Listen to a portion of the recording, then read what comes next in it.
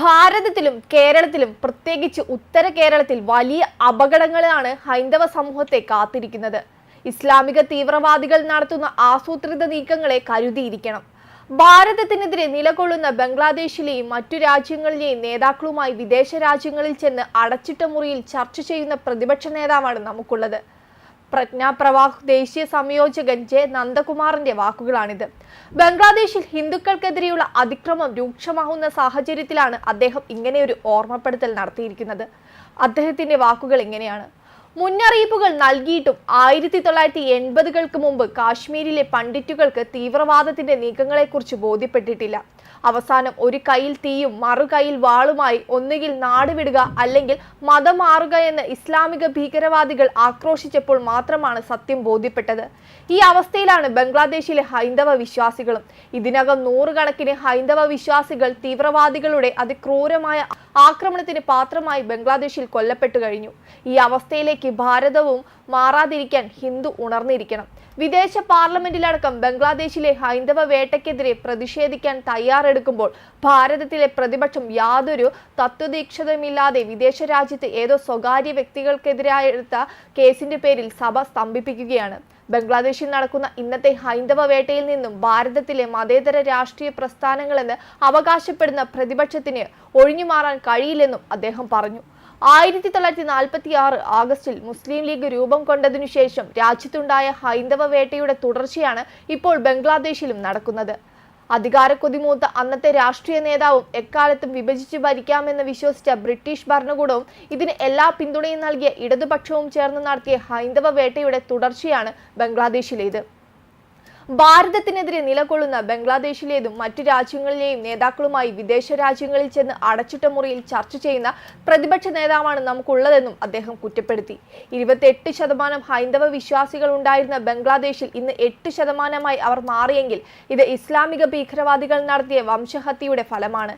ഇതിനകം 3000-ഓളം കൊടിയ സംഭവങ്ങൾ ഹിന്ദുക്കൾക്കെതിരെ നടന്നു കഴിഞ്ഞു. അന്നത്തെ ബംഗ്ലാദേശിലെ സാഹചര്യം ഭാരതത്തിന് അനുകൂലമാക്കി തീർക്കാൻ പറ്റുമായിരുന്നുവെങ്കിലും പ്രദേശം ഭീകരവാദികൾക്ക് തീരെഴുതി കൊടുക്കുകയായിരുന്നു അന്നത്തെ ഭാരത ഭരണകൂടം. അതിന്റെ തിക്തഫലമാണ് ഇന്ന് ഇവിടുത്തെ ഹൈന്ദവ വിശ്വാസികൾ അടക്കമുള്ള ന്യൂനപക്ഷം അനുഭവിക്കുന്നത്.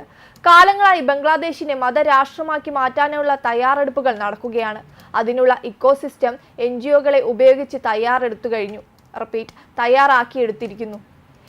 ND, SAP എന്നീ സംഘടനകൾ ഇത് നടത്തിക്കൊണ്ടിരിക്കുകയായിരുന്നു. വിദ്യാർത്ഥികളിൽ അരാജകത്വം വളർത്തിയും സോഷ്യൽ മീഡിയകൾ വഴിയും പ്രക്ഷോഭങ്ങൾ നടത്തിയും ഇത് യാഥാർത്ഥ്യമാക്കുകയായിരുന്നു. അതിന്റെ ഫലമാണ് ഇപ്പോഴത്തെ അതിക്രമങ്ങൾ. ഇത്തരം പദ്ധതികൾ തീവ്രവാദികൾ ഭാരതത്തിലും നടത്തി വരുന്നുണ്ടെന്നും മുൻകരുതലെടുക്കേണ്ടതുണ്ടെന്നും അദ്ദേഹം പറഞ്ഞു. ലോകത്തിലെ എല്ലാ വിഭാഗങ്ങളെയും ഉൾക്കൊള്ളുന്ന മഹത്തായ ദർശനമാണ് ഭാരതത്തിൻ്റെത്. ബംഗ്ലാദേശിലെ അതിക്രമങ്ങൾ ഇല്ലാതാക്കാൻ അടിയന്തരമായി സമാധാന സേനയെ അയക്കാൻ ലോകരാഷ്ട്ര തലവന്മാർ തയ്യാറാവണം. ഒപ്പോൾ ഭാരത ഭരണകൂടവും അടിയന്തര ഇടപെടൽ നടത്തണമെന്നും അദ്ദേഹം ആവശ്യപ്പെട്ടു. അതേസമയം ബംഗ്ലാദേശിലെ സ്ഥിതിഗതികൾ ഏത് നിമിഷവും കൈവിട്ടു പോകുമെന്ന നിലയിലാണ്. വർഗീയ ഉള്ളടക്കമുള്ള പ്രക്ഷോഭങ്ങൾക്കും പ്രതിഷേധങ്ങൾക്കുമിടയിൽ സമ്പൂർണ്ണ അരാജകത്വത്തിലേക്ക് നീങ്ങിയേക്കാവുന്ന സ്ഥിതി. അഭ്യൂഹങ്ങളും വ്യാഖ്യാനങ്ങളും ഗൂഢലക്ഷ്യങ്ങളും ഉൾക്കൊള്ളുന്ന ആഖ്യാനങ്ങളുമാണ് ചിറ്റാഗോങ്ങിൽ നിന്നും ധാക്കയിൽ നിന്നും കേൾക്കുന്നത്. ഓഗസ്റ്റിൽ ഹസീന അധികാരത്തിൽ നിന്ന് പോയതിനു ശേഷം ബ്രഹ്മചാരി കൃഷ്ണദാസ് വാർത്തകളിൽ സ്ഥിരം തലക്കെട്ടാവാൻ തുടങ്ങിയത്. ബംഗ്ലാദേശിലെ ന്യൂനപക്ഷങ്ങൾ അരക്ഷിതമാണെന്ന പ്രചാരണത്തിന് ശക്തി പകരാൻ അദ്ദേഹത്തിന്റെ ഇടപെടലുകൾക്ക് കാരണമായി. മുഖ്യധാരാ പാർട്ടികളുടെ പ്രതിനിധികൾ അടക്കം ഉൾപ്പെടുത്തി മതസൗഹൃദ സമിതികൾ ഉണ്ടാക്കിയതും സംവാദങ്ങൾ സംഘടിപ്പിച്ചതും ഫലത്തിൽ അരക്ഷിതബോധം ഊട്ടിയുറപ്പിക്കുകയാണ് ചെയ്തത്. ഹസീന ഇന്ത്യയിലേക്ക് കടന്ന ശേഷം ബംഗ്ലാദേശിൽ അതിശക്തമായ ഇന്ത്യാവിരുദ്ധ വികാരം കത്തിപ്പടർന്നുവെന്നത് സത്യമാണ്. ഹസീനയുടെ അവാമി ലീഗിനോടും രോക്ഷം അണപൊട്ടി. ജമാഅത്തെ ഇസ്ലാമിയുടെ വിദ്യാർത്ഥി വിഭാഗമായ ഛാത്ര ശിബിർ അടക്കം നിരവധി ഗ്രൂപ്പുകൾ അന്ന് ചോരക്കളി ഇറക്കി. അതിൽ മതത്തെക്കാളേറെ രാഷ്ട്രീയമായിരുന്നു. പക്ഷേ ചില വർഗീയ ഗ്രൂപ്പുകൾ ഇത് അവസരമായെടുത്ത് ക്ഷേത്രങ്ങൾക്ക് നേരെ ആക്രമണം നടത്തുകയും ഹൈന്ദവ ആഘോഷങ്ങളിൽ കുഴപ്പങ്ങൾ ഉണ്ടാക്കുകയും ചെയ്തിരുന്നു. യൂനുസ് അധികാരമേറ്റ ശേഷവും ഇത്തരത്തിൽ 3000 സംഭവങ്ങൾ അരങ്ങേറിയെന്നാണ് ചിന്മയ് കൃഷ്ണദാസ് വാർത്താ സമ്മേളനത്തിൽ പറഞ്ഞത്. കണക്കുകൾ പെരുപ്പിച്ചു കാണിച്ചിരിക്കുമെന്നും ചിലർ പറഞ്ഞു. എന്നാൽ ആക്രമണങ്ങൾ നടന്നുവെന്നത് സത്യമാണ്. സർക്കാരും ബംഗ്ലാദേശ് ജമാഅത്തെ ഇസ്ലാമി അടക്കമുള്ള മുസ്ലിം ഗ്രൂപ്പുകളും ഈ ആക്രമണങ്ങളെ തള്ളിപ്പറയുകയും സമാധാന ആഹ്വാനം നടത്തുകയും ചെയ്തുവെന്നതും വസ്തുതയാണ്. നിയമം കയ്യിലെടുക്കുന്നവർക്കെതിരെ നടപടി ശക്തമാക്കുകയും ചെയ്യണം. അതേസമയം മുഹമ്മദ് യൂനുസിനെതിരെ രൂക്ഷ വിമർശനവുമായി ഷെയ്ഖ് ഹസീന രംഗത്തെത്തിയിരുന്നു. അവരുടെ വാക്കുകൾ ഇങ്ങനെയായിരുന്നു: രാജ്യത്തിന്റെ ഇടക്കാല നേതാവ് വംശഹത്യ നടത്തുന്നു. വളരെ സൂക്ഷ്മമായി രൂപകൽപ്പന ചെയ്ത ബംഗ്ലാദേശിൽ വംശഹത്യ നടത്തുന്നത്. യൂനുസും വിദ്യാർത്ഥികളുടെ കോഓർഡിനേറ്ററുമാണ് ഈ വംശഹത്യയ്ക്ക് പിന്നിൽ. ഹിന്ദു ബുദ്ധമതക്കാർ ക്രിസ്ത്യാനികൾ അവരെ ഒഴിവാക്കിയിട്ടില്ല. 11 പള്ളികൾ തകർത്തു. ക്ഷേത്രങ്ങളും ബുദ്ധ ആരാധനാലയങ്ങളും തകർത്തു. ഹിന്ദുക്കൾ പ്രതിഷേധിച്ചപ്പോൾ ഇസ്കോൺ നേതാവിനെ അറസ്റ്റ് ചെയ്തു. ഹിന്ദുക്കൾ ഉൾപ്പെടെയുള്ള ന്യൂനപക്ഷങ്ങളെ സംരക്ഷിക്കുന്നതിൽ പരാജയപ്പെടുകയും ചെയ്തു. 1975 പിതാവ് ഷെയ്ഖ് മുജീബുൾ റഹ്മാൻ കൊല്ലപ്പെട്ടതുപോലെ എന്നെയും സഹോദരി ഷെയ്ഖ് രഹനെയും കൊല്ലാൻ പദ്ധതിയിട്ടിട്ടുണ്ട്. ബംഗ്ലാദേശിലെ ന്യൂനപക്ഷ ആരാധനാലയങ്ങൾ ആക്രമണത്തിന് ഇരയായി. നിലവിലെ ഭരണകൂടം സ്ഥിതിഗതികൾ കൈകാര്യം ചെയ്യുന്നതിൽ പൂർണ്ണമായും പരാജയപ്പെട്ടു. അക്രമം തടയുക എന്ന ലക്ഷ്യത്തോടെയാണ് താൻ ഓഗസ്റ്റിൽ ബംഗ്ലാദേശ് വിട്ടത്. പ്രധാനമന്ത്രിയുടെ വസതിയിലേക്ക് ആൾക്കൂട്ടം എത്തിയപ്പോൾ സൈന്യം വെടിയുയർത്തുവെങ്കിലും എത്രയോ പേർ കൊല്ലപ്പെടുമായിരുന്നു. വെടിവെക്കാൻ ഞാൻ നിർദ്ദേശം നൽകിയില്ല എന്നും ഹസീന പറഞ്ഞു. കൂടാതെ കഴിഞ്ഞ ദിവസം ഇന്ത്യയുടെ അതിക്രമത്തെ നേരിടാൻ ഭിന്നതകൾ മാറ്റിവെച്ച് ഒന്നിക്കാൻ ബംഗ്ലാദേശിലെ രാഷ്ട്രീയക്കാരോട് കാവൽ സർക്കാരിന്റെ തലവൻ മുഹമ്മദ് യൂനുസ് അഭ്യർത്ഥിച്ചിരുന്നു. ബംഗ്ലാദേശിലെ ന്യൂനപക്ഷമായ ഹിന്ദുക്കളെ സംരക്ഷിക്കുന്നതിൽ യൂനുസ് ഭരണകൂടം പരാജയപ്പെട്ടെന്ന് ഇന്ത്യ ആരോപിച്ചിരുന്നു. ഇതിന്റെ പേരിൽ ഇരു രാജ്യങ്ങളും തമ്മിലുള്ള ബന്ധം സംഘർഷഭരിതമായിരിക്കുന്ന സാഹചര്യത്തിലാണ് യൂനുസിന്റെ അഭ്യർത്ഥന. പുതിയ ബംഗ്ലാദേശ് കെട്ടിപ്പടുക്കാനുള്ള ശ്രമങ്ങളെ ഇന്ത്യ അട്ടിമറിക്കുകയാണെന്നും കൽപ്പിത കഥകൾ പ്രചരിപ്പിക്കുകയാണെന്നും രാജ്യത്തെ രാഷ്ട്രീയ പാർട്ടികളുടെ യോഗത്തിൽ അദ്ദേഹം ആരോപിച്ചു. ചില പ്രത്യേക രാജ്യങ്ങളിലും സ്വാധീന ശക്തിയുള്ളവർക്കിടയിലും ഇന്ത്യ അഭ്യൂഹങ്ങൾ പ്രചരിപ്പിക്കുകയാണെന്നും ബംഗ്ലാദേശിന്റെ അസ്തിത്വത്തെ ചോദ്യം ചെയ്യുന്ന നടപടിയാണിതെന്നും യൂനുസ് ആരോപിച്ചു. പ്രക്ഷോഭത്തെ തുടർന്ന് ഓഗസ്റ്റിൽ പ്രധാനമന്ത്രി പദത്തിൽ നിന്ന് ഷെയ്ഖ് ഹസീനയെ പുറത്താക്കിയതിനു പിന്നാലെയാണ് യൂനുസിന്റെ നേതൃത്വത്തിൽ ഇടക്കാല സർക്കാർ ഭരണം തുടങ്ങിയത്.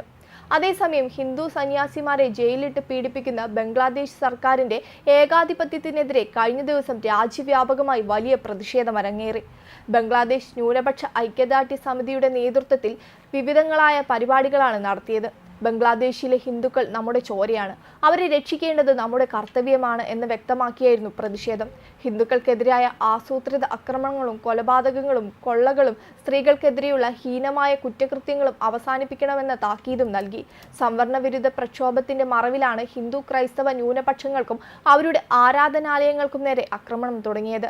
പ്രക്ഷോഭം ശക്തമാകുന്നതിനെ തുടർന്ന് പ്രധാനമന്ത്രി ഷെയ്ഖ് ഹസീന രാജ്യം വിട്ടതോടെ തീവ്ര ഇസ്ലാമിസ്റ്റുകൾ ഹിന്ദുക്കൾക്കു നേരെ ആക്രമണം കടുപ്പിച്ചു. അതേസമയം ബംഗ്ലാദേശ് സർക്കാരിനെതിരായ വിദ്യാർത്ഥി പ്രക്ഷോഭം ശക്തമാകുന്നതിനിടെയാണ് പ്രധാനമന്ത്രി ഷെയ്ഖ് ഹസീന രാജിവെച്ച് അധികാരമൊഴിയാൻ സൈന്യം അന്ത്യശാസനം നൽകിയത് എന്ന റിപ്പോർട്ടുകൾ പുറത്തുവന്നിരുന്നു. 45 മിനിറ്റിനുള്ളിൽ രാജിവെക്കണമെന്നാണ് സൈന്യം പ്രധാനമന്ത്രിക്ക് അന്ത്യശാസനം നൽകിയതായി ദേശീയ മാധ്യമങ്ങളും റിപ്പോർട്ട് ചെയ്തത്. അതിനിടെ അവർ രാജ്യം വിട്ടതായി റിപ്പോർട്ടുകൾ പുറത്തുവരികയായിരുന്നു. സഹോദരിയോടൊപ്പം പ്രധാനമന്ത്രി സുരക്ഷിതമായ സ്ഥലത്തേക്ക് മാറിയതായി AFP റിപ്പോർട്ട് ചെയ്യുകയും ചെയ്തു. അവരൊരു പ്രസംഗം റെക്കോർഡ് ചെയ്യാൻ ആഗ്രഹിച്ചിരുന്നെങ്കിലും അതിനുള്ള അവസരം ലഭിച്ചില്ലെന്നും റിപ്പോർട്ടിൽ പറഞ്ഞിരുന്നു. ഹസീനയുടെ രാജിയെക്കുറിച്ചുള്ള വാർത്തകൾ പുറത്തു വന്നതോടെ അവരുടെ ഔദ്യോഗിക വസതിയിലേക്ക് പ്രക്ഷോഭകർ ഇരച്ചുകയറുന്നതിന്റെ ദൃശ്യങ്ങളും പുറത്തു വന്നിരുന്നു.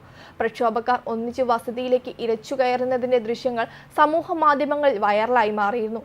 അഫ്ഗാനിലെയും ശ്രീലങ്കയിലെയും പ്രക്ഷോഭവുമായി താരതമ്യപ്പെടുത്തിയാണ് സമൂഹ മാധ്യമങ്ങളിൽ ചിലർ വീഡിയോ പങ്കുവച്ചിരുന്നത്. ധാക്കയിലെ മെഡിക്കൽ കോളേജും ആക്രമണത്തിനിരയായി. അവാമി ലീഗ് പാർട്ടികളുടെ ഒട്ടേറെ ഓഫീസുകളും തകർക്കപ്പെട്ടു. പ്രക്ഷോഭകർ പോലീസ് സ്റ്റേഷൻ ആക്രമിച്ചു. പോലീസ് കണ്ണീർ വാതകവും റബ്ബർ ബുള്ളറ്റുകളും ഉപയോഗിച്ചു. രാജ്യവ്യാപകമായി അനിശ്ചിതകാല കർഫ്യൂ പ്രഖ്യാപിച്ചിരുന്നു. ഫേസ്ബുക്ക്, വാട്സപ്പ്, ഇൻസ്റ്റഗ്രാം അടക്കമുള്ള സാമൂഹ്യ മാധ്യമങ്ങളുടെ പ്രവർത്തനം രാജ്യത്ത് നിർത്തി. മൊബൈൽ ഇന്റർനെറ്റ് സേവനവും നിരോധിച്ചു. ഇങ്ങനെ വളരെ കലാപങ്ങൾ നിറഞ്ഞ സാഹചര്യമായിരുന്നു ബംഗ്ലാദേശിലേത്. ഇതിനിടെയാണ് മുഹമ്മദ് യൂനുസിന്റെ വെളിപ്പെടുത്തലും ഞെട്ടിച്ചത്. ബംഗ്ലാദേശിലെ കലാപത്തിന് കാരണമായത് സംവരണം സംബന്ധിച്ചുള്ള ഹൈക്കോടതി വിധിയായിരുന്നു. 1971 ബംഗ്ലാദേശ് വിമോചന സമരത്തിൽ പങ്കെടുത്തവരുടെ കുടുംബങ്ങൾക്ക് സർക്കാർ ജോലികളിൽ 30% സംവരണം അനുവദിക്കാനുള്ള തീരുമാനമാണ് പ്രതിഷേധങ്ങൾക്ക് ഇടയാക്കിയത്. നേരത്തെ ഉണ്ടായിരുന്ന സംവരണ രീതി 2018 ഷെയ്ഖ് ഹസീന സർക്കാർ പ്രതിഷേധങ്ങളെ തുടർന്ന് നിർത്തിവെച്ചിരുന്നു. എന്നാൽ കഴിഞ്ഞ ജൂൺ മാസത്തിൽ ഹൈക്കോടതി ഈ സംവരണം പുനഃസ്ഥാപിക്കുകയായിരുന്നു. ഇതോടെ സംവരണം നടപ്പിലാക്കാൻ ഷെയ്ഖ് ഹസീന സർക്കാർ നിർബന്ധിതയാവുകയായിരുന്നു. ഇതോടെ സംവരണത്തിനെതിരെ പ്രക്ഷോഭവുമായി വിദ്യാർത്ഥികൾ രംഗത്തിറങ്ങുകയായിരുന്നു. ധാക്ക സർവകലാശാലയിലെ വിദ്യാർത്ഥികൾ ജൂലൈ 1 പ്രതിഷേധങ്ങൾ ആരംഭിച്ചത്. അവ പിന്നീട് മറ്റു സർവകലാശാലകളിലേക്കും വ്യാപിച്ചു. തക്കം പാത്തുനിന്നവർ ഇത് അവസരമായി മുതലാക്കുകയായിരുന്നു. വെബ് ഡെസ്ക് കർമ്മ ന്യൂസ്.